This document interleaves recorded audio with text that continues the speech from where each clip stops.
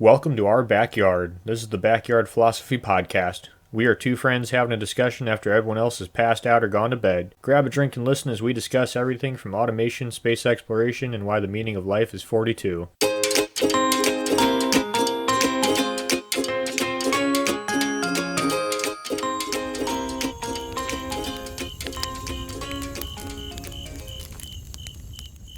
You're driving late down a road. You see from flashing lights, a siren. Ah, crap, it's the cops. Oh, thank God. It's a fire truck. Wait, who's in the driver? That's not a firefighter in the driver's seat. That's Sean Robinson. Our guest, ladies and gentlemen. That's right. Nick's gone. He's probably banging some trees out in the forest. But today, we have a new guest, and just between me and you, ladies and gentlemen, might be an improvement. So, Sean, how are you, and what are you drinking? I'm pretty good there, good buddy. I am drinking a Yingling out of a Robinson Shop mug. Speaking of Robinson Shop, we'll get that to later in the podcast, but I'm joining you also with the Robinson Shop glass with a heritage bourbon. And boy, you have an interesting story that we just had to record. So why don't you introduce yourself a little bit to everyone? Yeah, I'm Sean Robinson. I am a junior at McPherson College of Automotive Restoration. And I got this thing called the Robinson Shop where I do custom coach building and fabrication. So, Sean, I've known you for nearly a decade. Thanks for reminding me. Don't know if I'm a curse or a blessing, but you have always made and bought some interesting objects. And this next one that we're going to be talking about might be the most interesting one yet. I think so. And I'll be honest, it's big, it's red, and I am jealous of it. That's right, ladies and gentlemen. Sean Robinson bought a fire truck. Not just a fire truck with history behind it. A fire truck where he even made his own stories in it, calling across the country, and he is going to tell us all about it. So, how does one go about finding and buying a fire truck, Sean? Dude, Facebook. I'm a part of this Facebook group called SPAMFA, which is like the Society for the Preservation of Antique Fire Apparatuses of America or something like that. It's a stupid long name. I don't know. Anyways, this guy, Richie, posted in there saying he's auctioning off his fire truck to raise money for his bar in Pennsylvania. That's the bar, Halligan's and Hooligans Cafe in Moore, Pennsylvania, right? That was the one you're telling me about? Yeah. So he bought the truck a few years ago, did some work on it, and decided to raffle it off to try and promote his bar and everything. I bought a lot of tickets. How many tickets did you buy? I don't know, I spent like $300 on tickets. Okay. And they were like $20 a ticket, so like whatever that equals. Okay. That's still very impressive. That's about... So I thought I had a pretty good chance. Apparently I had a really good chance because he called me one night when I was towing and I got it, so. Winner, chicken dinner. You got yourself a fire truck. It was kind of a trip. So you only paid like $300 for the fire truck? Yeah, and when I tell people that, they're like, whoa, you got this thing for so cheap. What I didn't tell them is that it cost like $2,000 for the tires and everything, and X amount of money for everything else, because it's a big rig, basically. One might say it's a boat on land. A lot of money going into it. Basically, yeah, no, 100%. And for those wondering, this is not a piece of junk. This is clean. This is a, was it 19... It's a 1982 Mack CF600 ladder truck. And it is, I've been in it, ladies and gentlemen, it is a beauty. So $300 so far feels like a steal. But didn't you just say the fire truck auction's in Pennsylvania? Yeah. And you live in Kansas. Yeah. That's a far distance. Yeah, it's like 1,300 miles, something like 1,400 miles. How does one get a fire truck across that great distance? Dude, so I went out there after I bought it and everything. I got my insurance, got a couple quotes on some tires and everything. I got to interrupt you. How does the insurance call go when I bought a fire truck? Oh, so I used to go to school with my insurance agent. He works for Haggerty. Dude, fire truck insurance is cheaper than my own pickup insurance because they base it off of like claims a year, and like there's like no claims a year for a fire truck. So it's like stupid cheap. Like, and I'm a college student who owns a fire truck. You'd think that the insurance on that would be outstanding, but it's like very reasonable. Everyone's thinking you can't get hit because you're a giant red vehicle. Yeah, because no one wants to hit a fire truck.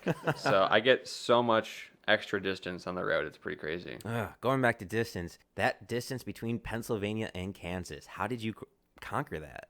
So I flew out there a week before the big trip, and I drove it from where it was in Maria, Pennsylvania, to my friend Carl's shop at the Pope of John D on Instagram. He also went to McPherson College. I drove it to his shop, which was 77 miles. It took us 4 hours. Ooh, was this before or after the new tires? This was on the original tires from 1982. That, like, it was down to the cord on the tires. Like, chunks missing on the tires. And you thought it was a great idea to drive that? I love it. This is why we're friends. That was not the stupidest part of the trip. The stupidest part of the trip was that clutch was slipping like crazy because the clutch cable was like too short. So it was like I was driving a turbo 350 that was like in the back of some like 500,000 mile S10 for like its entire life. I was going up these hills in Pennsylvania, like these like 9% grade incline hills, if not more. Like going like 3 miles an hour with like a half mile of traffic behind me. That's when you just put on the sirens and tell everyone, go around me. I thought about it. There were some times where we got through a big city and we're like driving through the country and it's like just a 2-lane road. Like they couldn't pass on me because it's so curvy. So this entire train of cars behind me, I go on the outskirts of the town the quicker way. The entire train goes through the town and tries to get in front of me. And as I pass the town, I see them at the stop sign, and they're all way back there. And I still passed them, and they're still stuck behind me. If anyone was out in Pennsylvania and you were stuck behind a fire truck for several hours, I'm sorry. So you started a parade unofficially with your fire truck. That's a good way to put it. Your brand new, quote unquote, new fire truck. Yeah. But now we just moved it from one shop to another. You still got to get it home. Yeah. I mean, it wasn't that bad. Like, it's a 1982 Mac. Like, it's indestructible. The truck had 9,000 miles on it. Like, that's brand new on a Mac. Let's be real. So, I threw 4 new 6-volt batteries in there, and got the tires and everything, and, like, I just sent it. By sent it, do you mean drive it, or? Yeah. I flew out there the next weekend again with my buddy Matthew Herman. I think it'd only be fair to shout out your friend who drove across the United States with you. So shout out to Matthew Herman at Timberland Environmental in Madison, Wisconsin. And I guess the craziest thing was, like, we didn't really see anything wrong with it. Like, we were just like, I called him up one day, like, as soon as I won, I was like, yo, Matthew, I got the fire truck. And he was like as pumped as me, if not more. And I was like, dude, what are you doing this weekend? Like, we're going to drive this thing back. And he's like, Sean, I'm so down. Let's go. Talk about a good buddy right there. He flew out there with you, and you drove it back together. I could not have done it without him. I drove the entire way, but he was my navigator, and he saved my ass so many times. Just helping you stay awake? No, just navigating where to go. Gotcha. And if I remember correctly, a little bit before recording, you had some interesting methods of driving across the country, avoiding way stations and tolls. Yeah, so there's this great app. For those who don't know, when you have a large vehicle, you kind of have to weigh it because people are worried about transporting illegal goods, extra goods, etc., taxes. So when you just bought a fire truck and you're a college student, I imagine you don't want to pay all of those. No. Do not want to pay that. So there's this app called Trucker Path, which is kind of like Waze, where truckers can let you know, like, hey, this scale's open, or hey, this scale's closed, or hey, there's a DOT officer at the end of this scale. So we were like all eyes on that the entire way there, because some states are like all commercial vehicles must stop, all non-commercial vehicles must stop. It's kind of hit or miss. We didn't want to stop. I don't blame you. Once you got momentum, you want to keep going. Because I was really not looking forward to having the conversation with a DOT officer when I scaled that thing at 38,500 pounds that I'm exempt from a CDL because it's registered as an antique. And he probably would not believe me and probably would have booked me. Yeah, cops aren't very lenient when it comes to traffic laws. Learn that one coming up to visit you. Not my fault. Nope, that was actually not my fault either. Well, allegedly. Allegedly. What was the favorite state when you were driving through that you went through? Dude, I have never been as excited to see Ohio as I was on that trip. I was driving through the Appalachian Mountains. I was literally driving through, like, we were going through roads that were like all trucks must stop for a mandatory brake check area. These roads were so steep, and like, I got air brakes, you know what I mean? Like, it can go bad if my brakes fail. Are there runoffs on these cliffs? Or Yeah, there were several other runoffs. Okay. Yeah. Do you still have the old tires on? No, I had this guy. I need to give him a huge shout out. Let me look him up real quick. Well, while he does that, I just want to say, again, for anyone who's done a long road trip, we all know how much that sucks. Now imagine a oldish fire truck with, I would say, a temperamental gearbox that takes some used to, and you're driving across the entire country with it as fast as you, well, not as fast as you can, but as consistently as you can, and trying to avoid the way stations and cops. This is straight out of Rocky and the Bandit. DNR truck repair in Middletown, Pennsylvania saved my life. Chris, if you're listening to this, I owe you more than what your bill was. And I actually paid him more than the bill was. He, like, I felt so bad because I was like, dude, like, you know, take your time getting all this stuff fixed out there. Because this was like when it was at Carl's shop. Because I was like, it was like a week went by. Like, he put me in front of truckers that, like, needed their trucks back on the road to feed their families. Like, he got my stuff done, like, in all, like, 1 or 2 nights. That is hard work and dedication, ladies and gentlemen. Yeah. That is amazing. So, all right, so you got fresh tires, and you just made it to Ohio. You're happy. You're happy, and you're in Ohio, even though there's steep hills and you have air brakes. Yeah. No, like, I was actually getting about 6 miles a gallon all the way through those mountains, which I thought was pretty good. For how big that vehicle is, that is very well. As soon as I hit Ohio, we were getting about 8 to 9 miles a gallon, so that was even better. That's better than a lot of like 90s trucks. Yeah, that's up there with like those F-250s and 350s, and they're not 40,000 pounds. Nor, God knows how long is that vehicle, like 30 feet? 49 feet in total. It's basically like driving a trailer on a tractor trailer. It's like a trailer is like 53 feet. Like, it's basically the size of that. Because the ladder sticks out like 10 or 12 feet past the rest of the body, past the axle, so... Driving around in it, I still kind of want someone to get hit in the head when you turn with that ladder. I've only almost taken out like 2 light poles. Only 2. Only 2. Which isn't that bad. Ugh.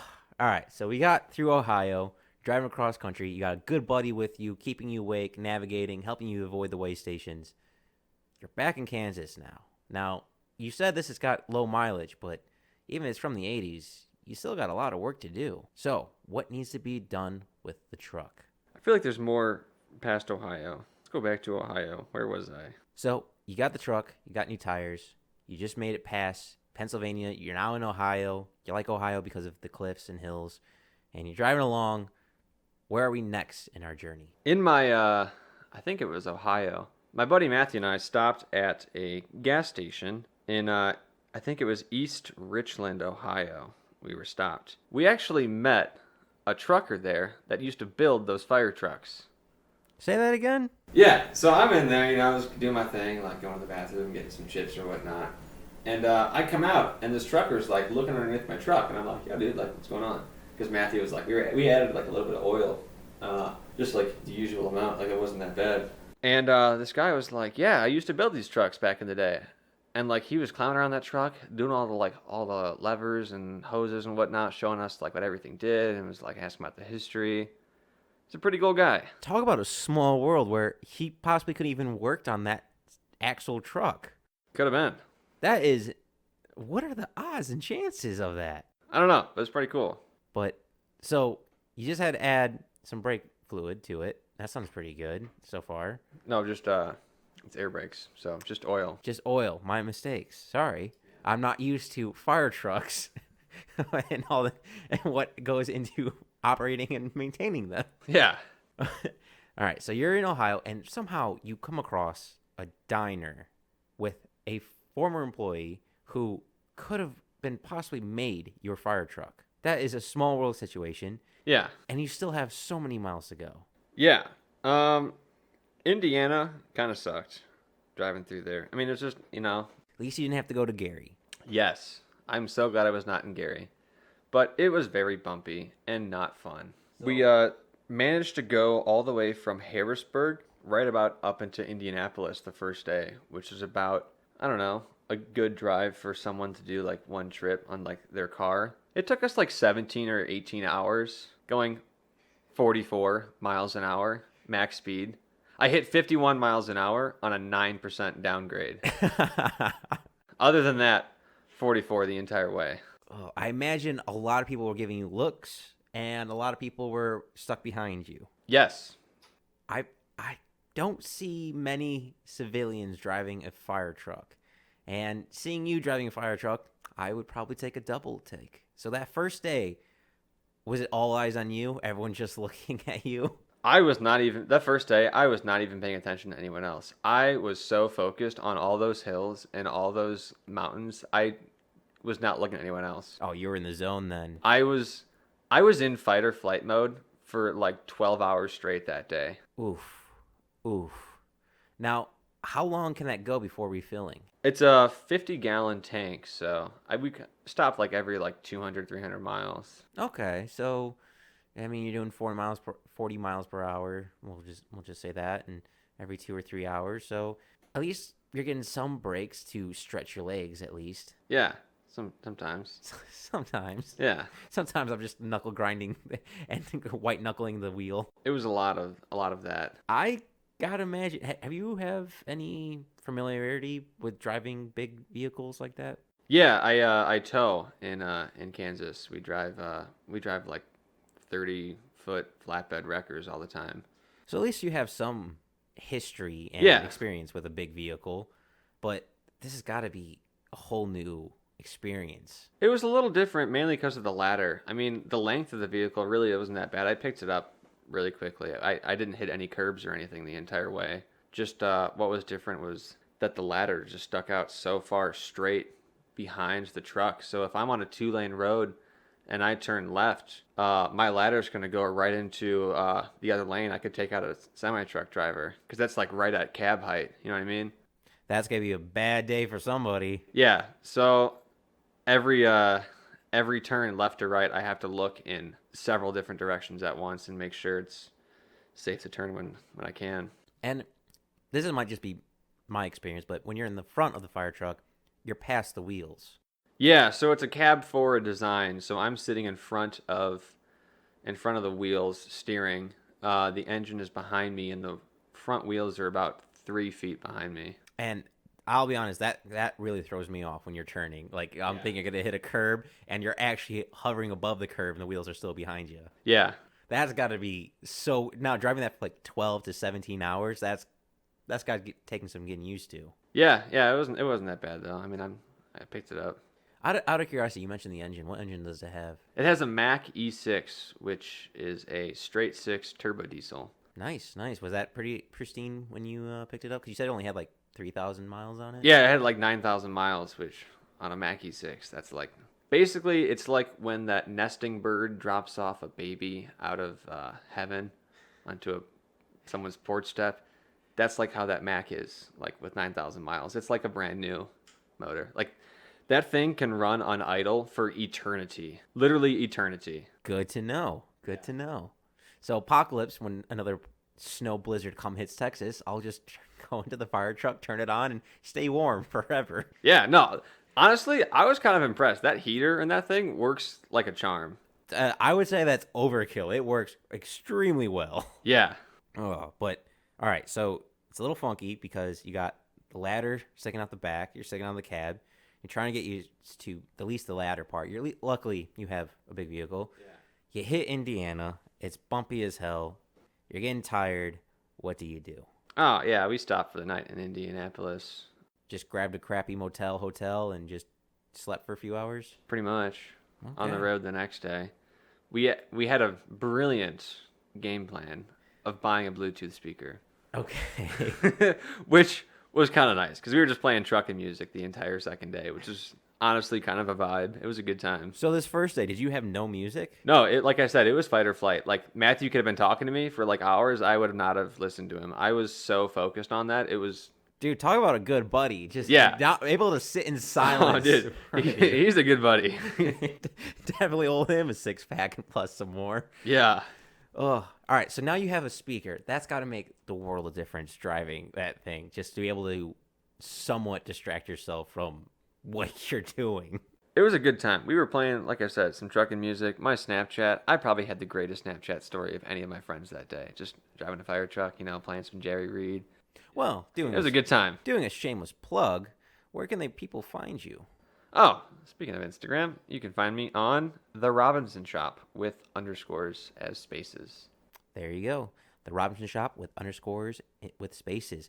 And I highly recommend you all to check out his stories. They are hilarious. It's pretty much daily just fire truck stuff. We'll get to your fire truck in the everyday life, but let's continue on the story. We're still not even in Kansas yet. Second day, you've been eating gas food, drinking water, just white knuckling the steering wheel the entire time as you're driving across. Your second day, you're in Indianapolis, you're heading towards Kansas. What's happening? Yeah, we passed through like Missouri, Illinois, all those other states, whatever the in-between states are. I The don't know. Midwest states. Yeah, all those states. It was a good time. We pretty much stayed on the highway for most of it. We thought about taking back roads the entire way, but that would have been such a bad time. We just wanted to just hammer down and go straight. Just turning that constantly would suck so much. Yeah, it takes a lot of brain power just to turn. I mean, like I got the hang of it now. Like I can pretty much just mindlessly drive around town. But when there's a lot of traffic around you, it's not a good time. And this is day 2 of you driving it. This so is day 2. This is hell of an adventure so far. Okay, we're past the, lack of words, boring states, Missouri and Illinois. We're in Kansas now. We're in Kansas now. As soon as I hit Kansas City, I was like, we got this thing. Because I have 150 miles of free towing through Haggerty for my insurance. And I was like, all right, we're in Kansas City. Like, we're set. Come on. If anything were to have gone wrong, it would have gone wrong in Pennsylvania, honestly. So I was like, all right, we're totally fine. Like, we're just going to, hammer down. Somehow, driving through Kansas City felt like it took, 3 hours on its own. Probably because it actually took, 2 hours because we were going so slow. And Kansas City sucks to drive through, even in a normal car. Let alone a 49-foot long fire truck. Yeah, really didn't help out my situation there. I would have loved to have gone a bit faster, but it is what it is. But you got through it. Got through it. That 2-3 hours of grinding through the city with a old pristine fire truck, which is a weird sentence coming out of my mouth. Yeah. And now you're straight home. You're driving along. Are we still in day 2 or is this day 3? No, it was just a 2-day trip. Just a 2-day trip. We got back into McPherson, Kansas at 2:16 a.m. So How good was that feeling? it was pretty unbelievable. I'm still having moments now. And this is it's been a few weeks. I'm like, wow, I really just did that. It's kind of unbelievable to think hey, I really just drove this thing 1,300 miles halfway across the country. But the second day was about, I think, an 18-hour drive day. So it was a 17 and an 18-hour drive day. That's pretty brutal in a row. Yeah. That's pretty brutal, my friend. I ate a lot of food when we got back. How much coffee did you drink? It was a lot of coffee, a lot of smokes, a lot of snacks. Just anything you can just to stay awake. Yeah. Keep going. I kind of loved it. I kind of lived on that rush. It was kind of it was a good time. So, 2 a.m. I imagine you just got to pass out. No, I actually had a welcoming party. We got back. Wait, hold up. You had a welcoming party? I don't know how it worked out, but yeah, we got back to the sheds where I parked that thing right next to the college at 2:30 in the morning. And there was 15, 20 guys there just shaking my hands, giving me hugs, you made it, you made it. It was kind of cool. That is, I didn't know this part of the story, that you had just a rival party. Just Oh, I mean, they were out there just doing their thing, and I show up and Yeah, but come on. They were following my stories because I posted this thing on my social medias for like, honestly, I'm sorry if anyone watches my stories and they're like, Sean, just shut up about this stupid truck already. I'm sorry. No, that's when you double down and just double your quantity. No, but everyone's been following me, like hyping me up throughout the entire drive. Like, oh, you're so close. Like, you got this. Like, it was kind of cool. That's nice having good people like that just to edge you on a little bit further. So now it's 2 in the morning. Why you got to go there, Sean? So it's 2 in the morning. You just arrived. There's a party. You're shaking everyone's hands. What's the first thing you do now that your fire truck is parked and has made it to Kansas? Oh, I went to sleep. Just straight to sleep. Yeah. How great was it to sleep in your own bed? It was pretty good. It was a pretty good feeling. I don't know. I was pretty beat. Yeah, but now the morning comes and there's still stuff that needs the fire truck to be done. And I know you, for those who don't know, Sean and I both like to modify things, make things personalized. And if I know Sean, he's going to put a radio in that truck. Yeah.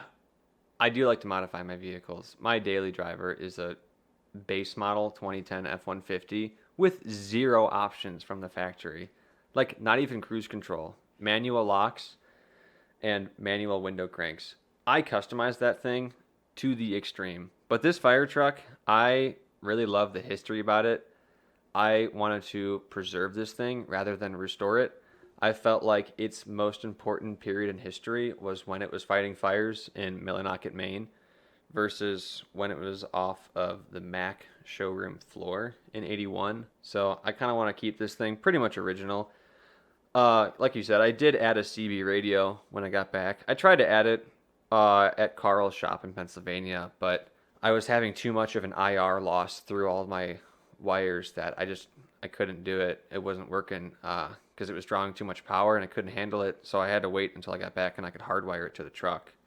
But that's like the only thing that I really added to the truck. Other than that, it's pretty much going to stay pretty much all original. That's very noble. A truck that served and helped save lives and put out fires. You're keeping it not pristine, but traditional. Yeah, like everything I have no accessories to that truck. Millinocket, Maine, they have the ladders and they probably have some of the axes and stuff. So everything I put on that truck to make it pretty much era correct is all going to be from the 80s and 90s. You're keeping that tradition alive of hard men and women fighting fires and Yeah. keeping that little history alive. That is very courageous, and I applaud you for that. Nice. What have you done to it? Just to, like you said, it was pretty pristine, baby new. Besides the tires and a little bit of oil, what else has been done? Pretty much just that. I've been going through it, cleaning out everything. I got some aluminum polish from California Customs. I'm gonna use to buff all the aluminum. Gonna buff the paint. Gonna keep the original gold leaf lettering on there. And buff that red paint on that thing. We'll buff out like it's brand new. That's nice. Yeah, it's single stage red, which it'll come back, like no problem. You forgot one other thing that you're modifying, and one other thing you're missing in the story. What's that? It has to do with fluids. Oh, yeah, we had a fun day today. Well, let's start with the problem. What was the first problem with this? Okay, so I guess I didn't mention this truck has a 106-foot mid-mount ladder, which is I think it's the biggest truck on a Mack that you could get, and it's the only one that's a mid-mount. This is a one of one Mack ladder truck. There's no other ladder truck like this Mack with those options, which is what was specially requested by Millinocket, Maine, just because of their terrain and locations of where their mill and their factories were in the town. This is what would best suit them. They hired some contractors to come out and design a truck for them, and that's what they came up with. But Carl and I ran the ladder when it was in Harrisburg, and it was like midnight. We were drinking some beers. We weren't really paying attention to the fluid leaking. But fluid leaking? What's leaking? Oh, what's leaking? Yeah, okay. So I'm in McPherson. It's daylight. We try and fire the ladder up. There's a solid stream of hydraulic fluid that pisses out of the seal. Probably it goes about 9 feet out. There's like 2,500 psi of hydraulic fluid running through the system, and if it can go 9 feet out and still raise the ladder, first of all, it's kind of impressive. Second of all, kind of bad. Yeah, leaking that hydraulic fluid, kind of bad. How much hydraulic fluid is in that thing? If I had to guess, probably like 100 gallons. All shooting out in a small stream. Well, not a small stream, but a stream that is like what you say, like 9 feet in length. Yeah, probably. That is. Out of a seal. Not like out of a fitting, like out of a seal. That sounds like some bad news bears there. It was bad news. So I lowered the ladder, and we had a fun day today taking those 9-foot long, fully extended hydraulic cylinders off today. That weigh what, 500-600 pounds? Probably about 600 pounds, yeah. Yeah, on a very slippery surface with boots. Yeah. Fluid everywhere. It's not a good time. Sean, why wasn't that a good time? It was a lot of fluid. Yeah, that is true. And They're very heavy. that weight up that high on that slippery surface definitely was not the funnest. But it could have gone way worse. It actually went surprisingly well for what it was. Let's be real. Oh yeah. Very happy. Plus, I got to work on a fire truck. Yeah. But I get to work on a fire truck just when you need extra hands. You get to do it almost anytime you want. Now, are you just saving this for a rainy Sunday? Is this your daily driver? No, what are like you this doing? is my daily. You know what I mean? Like if someone's like, "Hey, Sean, there's a cat in the tree. Come help me." I'm like, "All right, I'm your man. I got you." So you're using an 8182 fire truck as your daily driver. Yes. How has the town and your neighbors reacted to that? I mean, no one's ever mad when they see a fire truck. But I imagine a lot of people are confused when you're driving the fire truck. Confused 100%. I get a strange looks. I get happy looks, and I get a lot of waves and honks.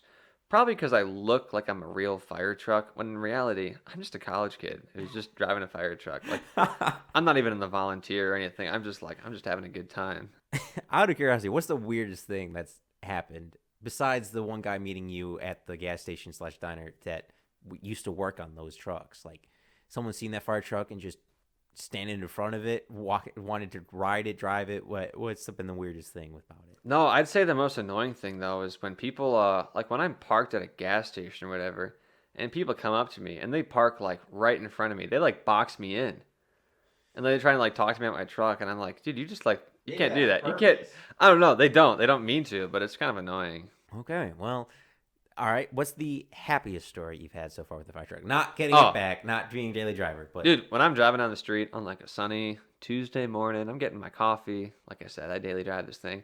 And I see these kids in the cars and they're like doing like the arm pumps to honk my horn, even though I don't even have an arm pump horn. I got like a normal steering wheel horn, but it's still an air horn and the kids love it. So that's kind of fun. you also have a very fun siren. It's a very loud siren as well. That's what I mean by fun. So, just having a siren, a fire truck, you got to be over the moon, right? Oh, it's a pretty good time. It's a pretty good time.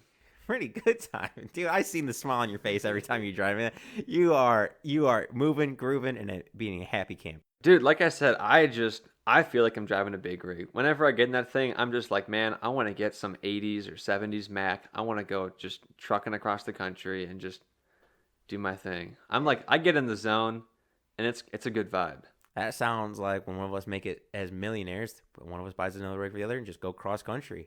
Dude, I would almost pay someone to do that. Like I don't even have my CDLA yet. If anyone's listening and wants to let me use their truck to get my CDLA, that'd be cool. Well, you heard it there.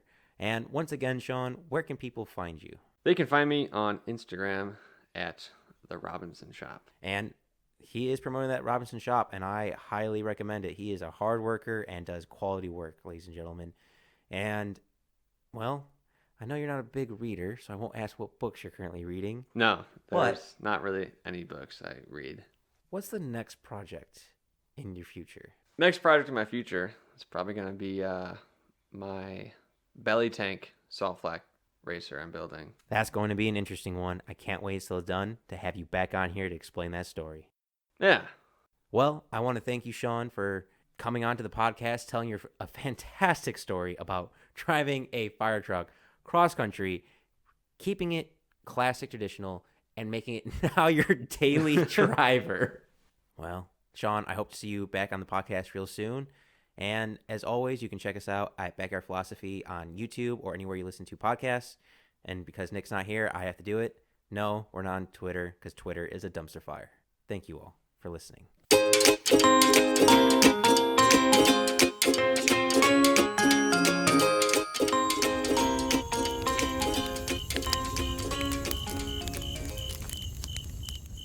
Thanks for listening to the Backyard Philosophy Podcast. We rarely finish a podcast without missing a point we wanted to bring up, so let us know what we forgot. And if you have a topic you want us to talk about, let us know at Backyard Philosophy on Instagram and Backyard Philosophy Podcast on Facebook.